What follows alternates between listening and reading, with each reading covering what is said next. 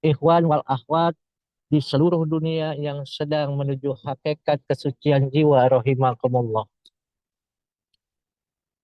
Masyarakat ikhwan rahimakumullah. Pada saat ini kami sedang berjalan dengan total jamaah sebanyak 20 dengan sopir menuju ke Yogyakarta, kota yang memang khas dengan makanan gudeg. Kami tujuan ke sana tiada lain dan bukan ingin berkumpul dengan seluruh pecinta kesucian jiwa bersama dengan guru agung kita yaitu Manaqib Tuan Syekh Abdul Qadir Jailani Qaddasallahu sirrahu. Masyarul ikhwan rahimakumullah. Pada Manaqib kemarin, Pangersa Abah Aus berkata, wudhu adalah benteng kesucian jiwa. Bagaimana wudhu itu menjadi benteng kesucian jiwa? Maka di situ pasti setiap perkataan Abah Aus itu ada dalam hadis baginda Nabi Muhammad Sallallahu Alaihi Wasallam. Sabda Rasulullah Sallallahu Alaihi Wasallam dari riwayat Ibnu Majah an Abu Hurairah qala Rasulullah Sallallahu Alaihi Wasallam al wudu hisnut taharah.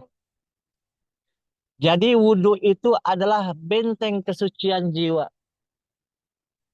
Apa sih benteng kesucian jiwa? Sering pangersa Abah mengatakan, kalau ke kamar kecil, kita sudah membuang air besar atau buang air kecil. Kepala nu letik disiram air. Aih, kepala nu gede nggak disiram air.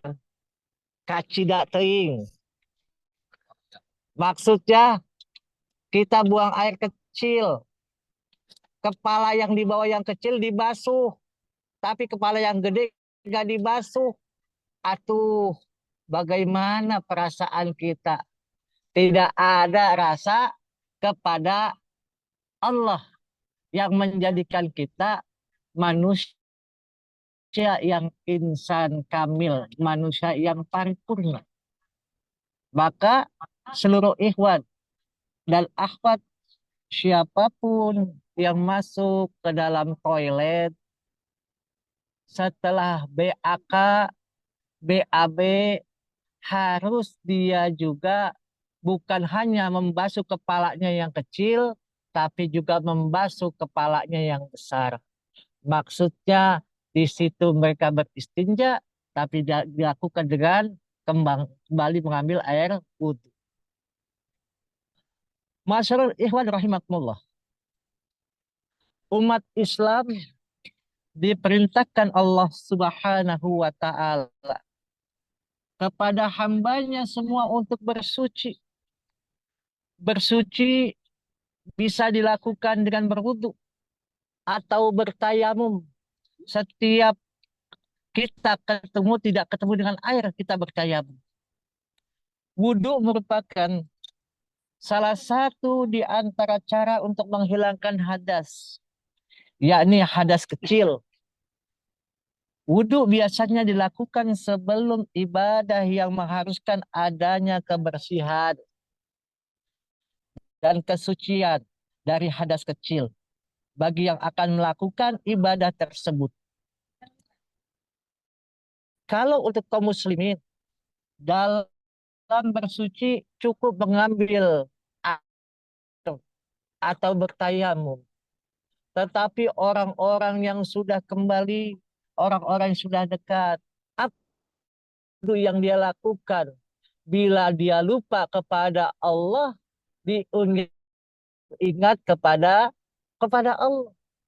Itulah wudhu hakikah yang mana manusia diajarkan untuk jangan lupa kepada Allah, bila lupa diingatkan lagi. Bagi yang akan melakukan ibadah secara lahiriah, seperti contohnya kita sholat, membaca Al-Quran, sebagaimana yang dijelaskan surat Al-Ma'idah ayat 6 tentang perintah melaksanakan wudhu sebelum sholat, terdapat dalam surat tersebut. Perintah ini sebenarnya mengandung sebuah isyarah bahwa kondisi keadaan suci sangat mendukung hidup sehat dan tumbuhnya kekhusyuan dalam sholat. Suci identik dengan bersih, dengan keindahan, dengan estetika, dan kenyamanan. Najis sangat identik dengan kotor, kumuh, sumpah. Adanya perintah untuk suci dari najis, baik najis lahir maupun najis batin, maka di sini toharoh mengandung makna terdalam, yakni sebuah perintah agar manusia berupaya mensucikan diri sekaligus hati. Secara zahiriah, perintah bersuci atau wudhu misalnya dimaksudkan agar manusia bersih dari najis dan hadas. Akan tetapi dari sisi batiniah, perintah tersebut mengandung arti agar manusia selalu berupaya membersihkan badan dari najis dan membersihkan hati daripada berbuat dosa. Kalau bahasa anak-anak sekarang, kebanyakan pada modul dusta, modal dusta. Apa itu modal dusta? Itulah perangkap untuk orang berbuat tidak baik, yaitu berbuat dosa. Zolim untuk dirinya dan zolim untuk orang lain. Yang pertama, wudhu untuk membersihkan hadas dan najis. Secara formal, memang wudhu dimaksudkan untuk menghilangkan hadas dan najis yang ada dalam diri. Tingkatkan wudhu yang pertama ini adalah paling banyak dilakukan orang. Banyak dari kita berwudhu hanya sekadar membasuh muka, tangan, sebagian kepala, dan kaki tanpa ada penghayatan sama sekali. Jadinya wudhu itu hanya sah menurut tataran formal, namun tidak punya bekas mendalam dalam hati. Guru kita mencontohkan bagaimana cara berwudhu yang betul-betul menurut ikhwan wal akhwat Thariqah Qadiriyah Naqsyabandiyah Mahat Surya Lasina Rasa PPKN itu bagaimana cara wudhu guru kita. Diajarkan betul-betul luar biasa. Bukan hanya membersihkan secara zahir, tapi mengeluarkan kotoran-kotoran yang ada di THT kita, telinga, hidung, tenggorokan. Tangan kita dibasuh dengan air, kepala, kaki, badan, semuanya itu untuk membersihkan anggota badan dan tubuh kita. Yang kedua, wudhu untuk membersihkan anggota badan dari perilaku dan dosa. Wudhu pada tingkatan ini bukan hanya untuk menghilangkan hadas dan najis semata. Lebih dari itu, ada sebuah penghayatan bahwa wudhu juga dimaksudkan untuk mensucikan badan dari perbuatan-perbuatan tercela dan dosa. Wudhu pada tingkatan ini dilakukan baik secara lahir maupun batin. Secara kasat mata, maka wudhu nampak sebagaimana wudhu pada lazimnya yang selama ini kita lakukan. Namun di balik itu, ada sebuah penghayatan mendalam dalam setiap tindakan yang dilakukan. Misalnya ketika membasuh kedua tangan, tangan kita menghayati amalia tersebut bukan hanya untuk menghilangkan najis di tangan dan hadas yang ada dalam diri. Namun pada saat yang bersamaan, ada niat untuk menghilangkan dosa-dosa yang diakibatkan oleh tangan.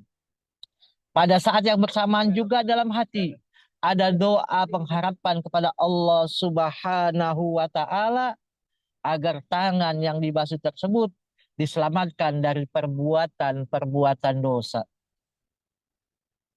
Yang ketiga, wudhu untuk membersihkan hati dari akhlak tercela.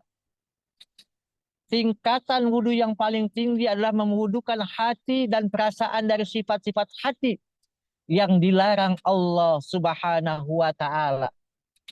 Berwudhu pada tingkatan ini, kita harus berusaha membersihkan hati dari sifat sombong, sifat iri, sifat dengki, sifat ujub, sifat ria, sifat namimah, mengadu domba, dan sebagainya.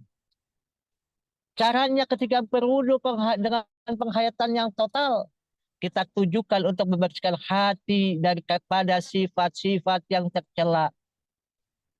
Amalia seperti ini membasuh muka, tangan, sebagian kepala dan kaki adalah merupakan simbol dari basuhan hati untuk mensucikan kolbu dari sifat-sifat tercela. Tidak hanya itu, ketika kita berwudu menggunakan air, maka gunakan air tersebut secukupnya. Jangan boros atau berlebihan. Karena hal yang berlebihan akan menimbulkan akhlak tercela lain. Masyarul ikhwan rahimakumullah. Bila kita perhatikan bagaimana manusia bisa menjaga wudhu tersebut, tiada lain dan bukan guru kita sudah mengajarkan kita semua bagaimana kita menjaga diri kita sebelum datangnya sholat, kita sudah punya wudhu. Bila batal wudhu lagi, batal wudhu lagi. Bukan kembalikan wudhu batal, wudhu batal, wudhu batal. Itu na'udzubillahi min zalik. Mungkin ada penyakit dalam diri kita. Proses seseorang untuk mencapai kesucian jiwanya, mencapai kesucian hatinya, dengan secara air yang secara syariat, tapi kita juga mengambil air secara hakikat. Bagaimana dibersihkan batin kita ini dengan 5 huruf ta lam qaf ya nun, yaitu talqin. Laqinu mautakum biqauli la ilaha illallah. Ajari orang yang mau mati dengan mengucapkan kalimat la ilaha illallah. Karena la ilaha illallah itu lambang kesempurnaan. Adalah ucapan-ucapan yang dilakukan oleh seluruh para nabi, termasuk baginda Nabi besar Muhammad Sallallahu Alaihi Wasallam. Maka seseorang yang sudah mengambil haknya dengan talqin zikir itu, maka jadi du ibanakum bikasroti qauli la ilaha illallah. Perbaharulah iman-iman kita semua dengan banyak mengucapkan kalimat la ilaha illallah. Maka bersyukur kita bisa berguru kepada guru agung kita Pangersa Abah Aos yang bukan hanya mengajarkan untuk diri kita bisa bersifat akhlak dan Nabi besar Muhammad Sallallahu Alaihi Wasallam. Karena pada dasarnya seseorang bisa dibentengi jiwanya, mencapai kesucian jiwanya, tiada lain harus melewati 3 tahapan. Tahapan awal, tahapan khusus, tahapan khususil khusus. Maka di dalam kitab Al-Misk karangan Syekh Imam Muhammad bin Muhammad Al-Ghazali atau Imam Al-Ghazali, seseorang yang mendapatkan wudhu yang sempurna dengan mengambil sesuatu haknya dari limpahan cahaya Allah yang sampai kepada mursyidnya, maka mereka mendapatkan limpahan cahaya yang luar biasa sehingga mereka naik kedudukannya dari sifat awam kepada sifat yang khusus, kepada sifat khusus. Bagaimana kita semua ini bisa merawatnya, bisa menjaganya, selain kita secara syariat ya kita menjaga dengan wudhu yang sempurna, secara hakikatnya kita menjaga dari hal-hal yang dilarang oleh Allah Subhanahu wa taala, segala akhlak dan perbuatannya. Dan terakhir, guru kita menerangkan pada manakib yang kemarin bagaimana semuanya iya karena abudu wa iya karena stain. Naknya di situ, nunnya di situ, tidaklah kita bekerjasamakan dengan orang yang bukan petunjuk, menjadi orang-orang tersebut menjadi petunjuk-petunjuk Allah, menjadi orang-orang yang senantiasa diperjalankan oleh orang-orang yang lurus jiwanya, lurus badannya, dan lurus gerak perbuatannya. Semoga Allah berikan kemudahan dan kemurahan kepada kita semua dari kita berjalan, kita mendengar, kita melihat, kita berpikir, dan kita berzikir kepada Allah Subhanahu wa Ta'ala. Tiada lain dan bukan untuk kita bisa melakukan sunnah baginda Nabi besar Muhammad Sallallahu Alaihi Wasallam. Terima kasih. Kami semua sedang berjalan, sekarang sudah di Cirebon, dan kami akan menuju Yogyakarta. Semoga Allah berkahi semuanya segalanya selamanya. Wallahul muwafiq ila aqwamit thoriq. Wassalamualaikum warahmatullahi wabarakatuh.